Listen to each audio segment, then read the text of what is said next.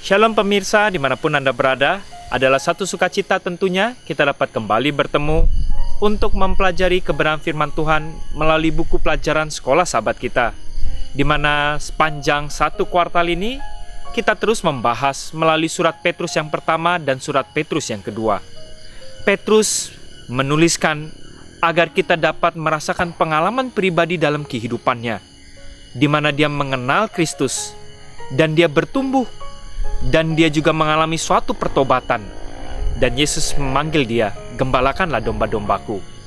Pengalaman ini adalah suatu pengalaman juga yang tentunya menjadi pelajaran kepada kita yang hidup zaman ini. Untuk itu, biarkanlah sebelum kita mempelajari pelajaran hari ini, kita undang setiap anggota keluarga kita. Dan jangan lupa juga siapkan Alkitab berada dekat kita sehingga kita dapat membaca juga secara pribadi ayat-ayat yang kita akan bahas dalam pelajaran hari ini. Judul pelajaran kita pada hari ini adalah mengenai Yesus dalam tulisan Petrus. Apa yang ingin Petrus coba angkat agar kita dapat mengerti suatu pengalaman pribadi dia untuk mengenal akan Kristus tersebut. Ayat intinya terdapat di dalam 1 Petrus 2 ayat 24. 1 Petrus 2 ayat 24, kita dapat membuka Alkitab kita dan kita dapat membaca. Ia sendiri telah memikul dosa kita di dalam tubuhnya di kayu salib, supaya kita yang telah mati terhadap dosa hidup untuk kebenaran. Oleh bilur-bilurnya kamu telah sembuh. Ini adalah ayat inti kita yang merupakan satu pemahaman akan Petrus juga mengenai siapa Yesus sesungguhnya di dalam kehidupan pribadi akan Petrus tersebut. Kalau kita melihat sepanjang pelajaran kita yang telah membahas surat Petrus yang pertama, kita dapat mempelajari bahwa Petrus sudah jelas mengerti bagaimanapun konteksnya dan apapun masalah khusus yang dibicarakannya, Petrus selalu berfokus hanya kepada Yesus, ya. Yesus tersebar di seluruh tulisan dari Petrus dari awal hingga akhir surat Petrus yang pertama. Jadi ia ingin memberikan gambaran bahwa benang emas yang mau dirajut di dalam seluruh suratnya itu adalah gambaran akan Kristus itu sendiri. Jadi dia memberikan suatu benang merah atau suatu tinta emas untuk kita dapat mengerti bahwa fokus utama dari apa yang mau dikabarkan oleh Petrus adalah mengenai apa yang Yesus telah perbuat dalam tugas ketika dia hadir di dalam dunia ini, yang dia dapat mengerti melalui pengalaman Petrus. Dan ini yang ingin disampaikan supaya kita juga mengalami pengalaman yang sama dan mengerti apa yang Yesus lakukan dalam kehidupan kita pribadi lepas pribadi. Dari baris pertama, di mana Petrus mengatakan dalam surat Petrus 1 bahwa dia adalah rasul yang diutus oleh Yesus Kristus. Kita dapat membuka Petrus, surat Petrus yang pertama, ayat yang pertama.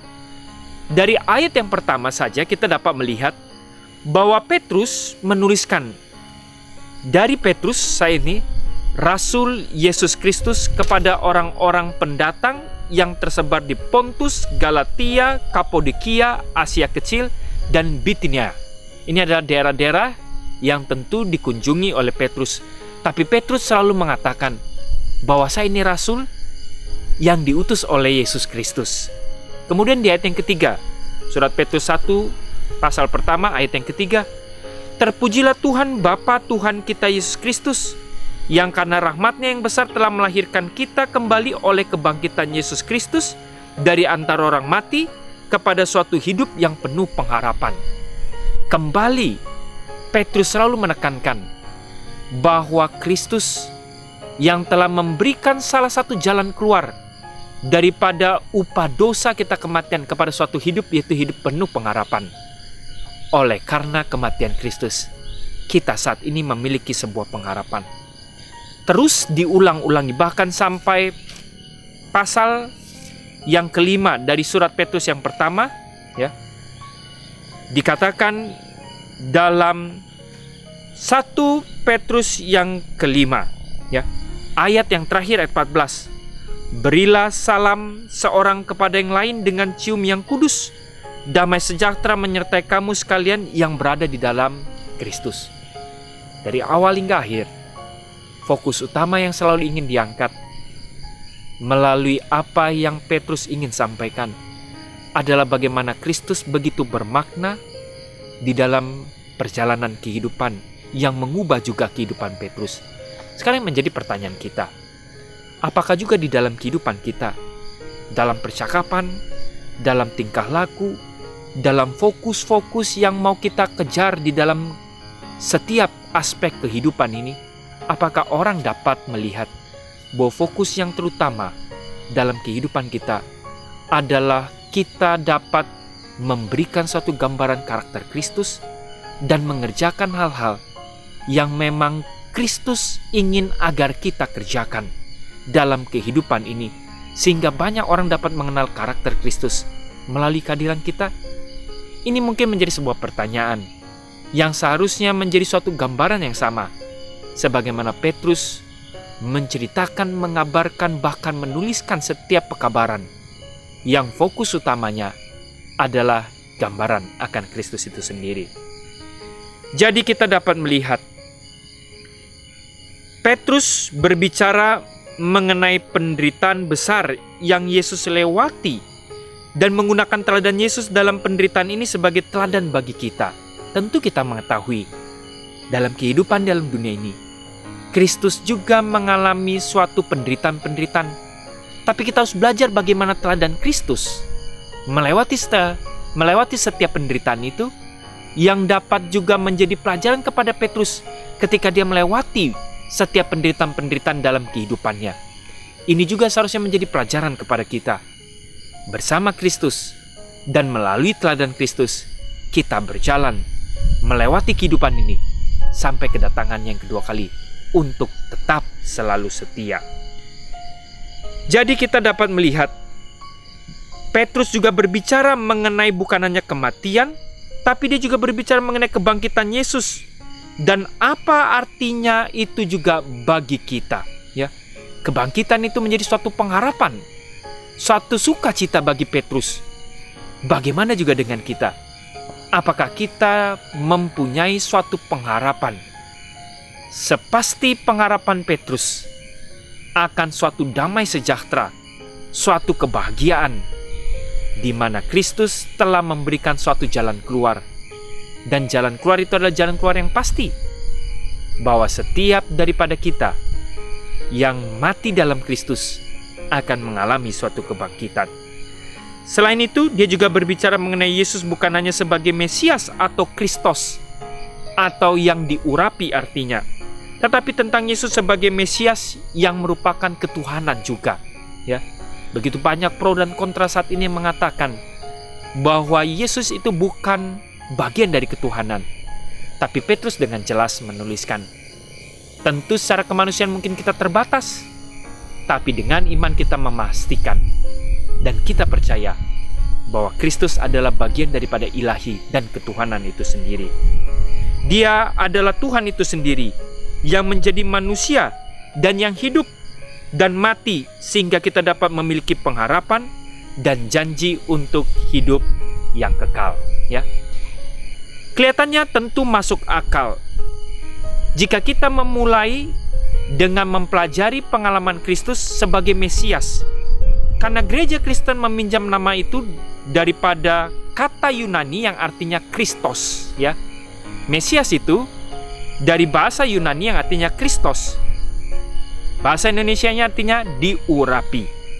Sebuah kata Ibrani berhubungan dengan sosok pelepas yang dinanti-nantikan oleh orang Yahudi dan yang akan menjadi agen daripada Tuhan dalam memulai era baru bagi umat Tuhan tersebut, ya. Mereka tentu berharap secara kedagingan bangsa itu sedang dijajah. Mereka tentu mengharapkan seorang yang diurapi, seorang yang dapat menuntun kepada suatu kebebasan, ya. Suatu yang menjadi pelepas yang dinanti-nantikan oleh umat Tuhan. Tetapi bangsa Israel saat itu, dia tidak memahami bahwa hal yang jauh lebih mengerikan ini adalah kita terjajah oleh dosa.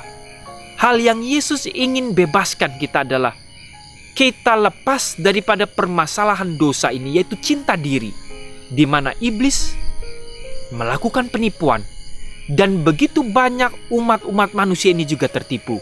Mereka gagal mengerti akan karakter Tuhan, sehingga mereka tetap terus, walaupun mengenalkan Tuhan, tapi tetap hidup di dalam keinginan-keinginan daging, atau cinta diri ini, atau dosa itu sendiri.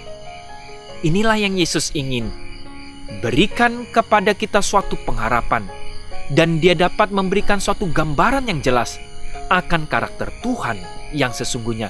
Untuk itulah dia harus datang ke dalam dunia ini.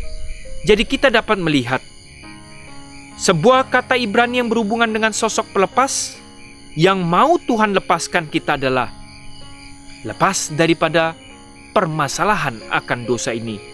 Baik sebutan dalam bahasa Ibrani dan bahasa Yunani berasal dari akar kata yang berarti mengurapi, ya. Itulah yang disebut dengan Kristos.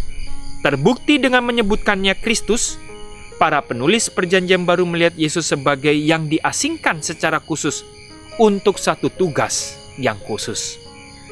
Nama Kristus atau nama Kristos muncul lebih dari 500 kali dalam buku Perjanjian Baru.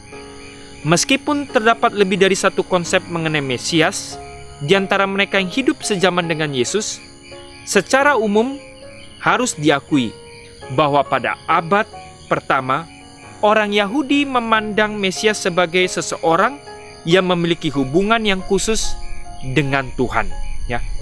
Dia akan menggiring masuk zaman akhir itu, ketika kerajaan Tuhan akan mulai didirikan. Dialah seorang yang melaluinya Tuhan akan menebus masuk ke dalam sejarah untuk menyelamatkan umatnya. Yesus menyetujui sebutan Mesias. Walaupun Yesus tidak menganjurkan penggunaannya, karena sebutan itu selalu bernuansa politis, yang membuat penggunaannya menyulitkan.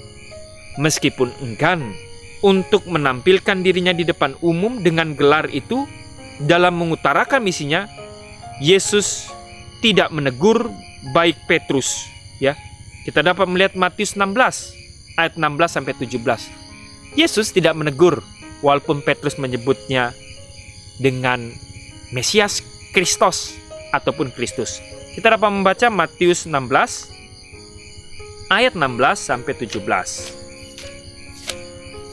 Kalau kita sudah menemukannya, kita dapat membaca Matius 16 ayat 16. Maka jawab Simon Petrus, "Engkau adalah Mesias, anak Tuhan yang hidup." Kata Yesus kepadanya, "Berbahagialah engkau Simon bin Yunus, sebab bukan manusia yang mengatakan itu kepadamu, melainkan Bapa-Ku yang di surga." Itu yang disampaikan oleh Yesus kepada Petrus.